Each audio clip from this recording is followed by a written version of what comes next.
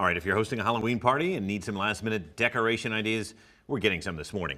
And these two decor pieces are festive, but not so spooky. Amy Latta is back with us again to create a boo banner and some felt ghosts. Let's start with the boo banner. Walk us through this one. Of course.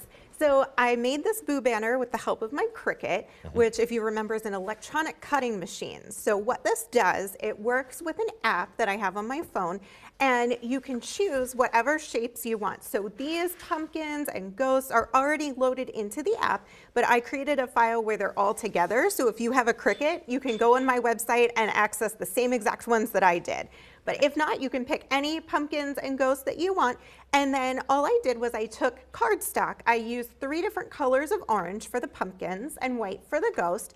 And then you just load that onto the machine on the cutting mat, and it cuts out the shapes for you. So then you end up with these really cute little pumpkins, the little ghosts.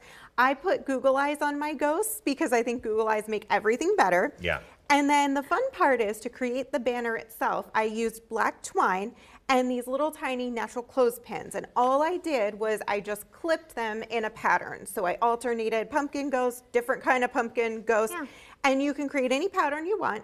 And the beautiful thing is there's no glue involved. So not only do you not have to worry about burning yourself with hot glue, but you can change it out. So once Halloween is over, tomorrow, you can unclip the ghosts and you can put those aside for next year, leave it just pumpkins, or you could put leaves or acorns or something else. Turkeys. Yeah. Exactly. I can just put some turkeys through the Cricut and then, clip whatever you want on there. The Cricut makes life easy. That's the point here. So you have some adorable felt ghosts. How do we make these? Yes, so these are such fun little friends too.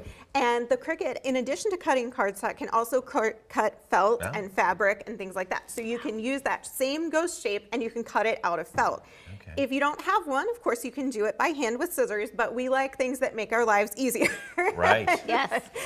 So all you're doing is you're cutting 2 of those ghost bodies, and I wanted little rosy cheeks on mine, so I cut out 2 little pink circles as well. Ghost. That kind of makes it, right? Yeah. I really, I don't like the spooky, scary. I like the punny, the funny, and the cute. So we stick with that. But I took my sewing machine and I sewed around the outside edges of my 2 pieces. Then I left the bottom open so I could stuff it with polyfill. That's what makes it fluffy.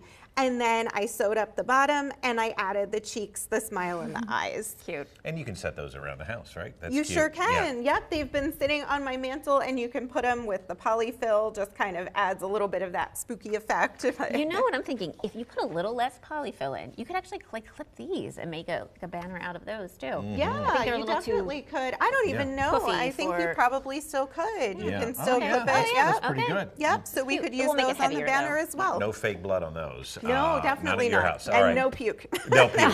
No puke. We don't want that. No, if you want these patterns or want to know how to get them or more ideas, remind us again your website is amylattacreations.com. Awesome. Thanks for being here, Amy. We appreciate your time. We'll be right back with an author spotlight. Keep it here.